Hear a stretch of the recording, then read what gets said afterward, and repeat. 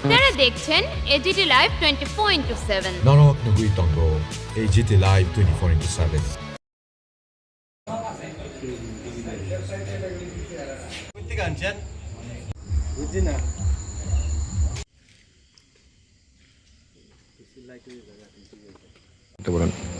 ওই যে আমাদের নাইট ভেহিকেল চেকিংয়ের সময় এসআই রণব্রত দাস আর রণব্রত ঘোষ স্টাফ নিয়ে যখন ভেহিকেল চেকিং করছিলেন আমাদের পিছনের নাকা পয়েন্টে আমতলী বাইপাস রোডে, এই সময় একটা মানে গাড়িকে ডিটেন করা হয় TR-07 1834 একটা বোলেরো পিক আপ গাড়ি আটক করা হয় এবং আটক করে তল্লাশি করার সময় দেখা যায় তার মধ্যে পুরো গাড়িতেই গাঁজা ভর্তি ছিল এবং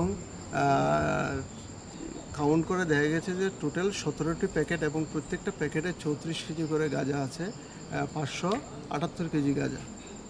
এবং এই বিষয়ে আমরা ড্রাইভারকে অ্যারেস্ট করি, একটা সুনির্দিষ্ট NDPS একটা আমরা মামলা নেব এবং আগামীকাল ড্রাইভারকে আমরা কোর্টে 5 দিনের পুলিশ রিমান্ড চেয়ে কোর্টে।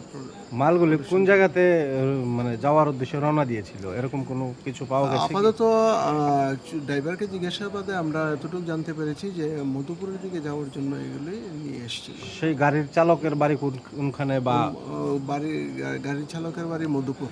আর মালগুলি কোন জায়গা থেকে এনেছে? অ্যাকচুয়ালি এখন পর্যন্ত এটা সে কিছু বলেনি, পরবর্তী সময় জিজ্ঞাসাবাদে আমরা আপনাদেরকে পরবর্তী সময় জানিয়ে দেব। সে কি নিজেই মালিক নাকি ড্রাইভার? সে এখন পর্যন্ত আমরা দেখেছি যে সে গাড়ির ড্রাইভারই। আচ্ছা, তার সঙ্গে আর কেউ ছিল না? না, একাই ছিল। আর যে জায়গাতে আপনারা গাড়িটা ধরেছেন থানার থেকে কতটুকু দূরত্ব? থানা আমাদের থানার পিছনের নাকা পয়েন্টে, রিয়ার নাকা পয়েন্ট আমতলী বাইপাস। আনুমানিক কত মিটার হবে?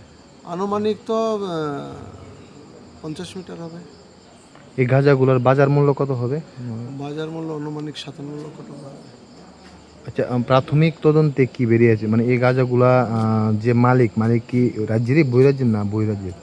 এখন পর্যন্ত এটা আমাদের কাছে ড্রাইভার এখনো পর্যন্ত কিছু ডিসক্লোজ করেনি, আমরা পুলিশ রিমান্ডে এনে বাকিটা আমরা উদ্ঘাটন করব। ড্রাইভারের নাম কি?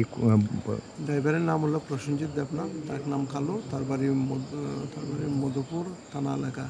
বয়স কত ওর? বয়স 25। বাবার নাম? বাবার নাম মৃত রতন দেবনাথ। আচ্ছা, প্রথমে কি সে ঠিকঠাকভাবেই বলেছে? না, তার প্রথমে বলেছিল ওর নাম কালু, অ্যাকচুয়ালি ডাক নাম কালু, আসল নাম তার হলো প্রসেনজিৎ দেবনাথ।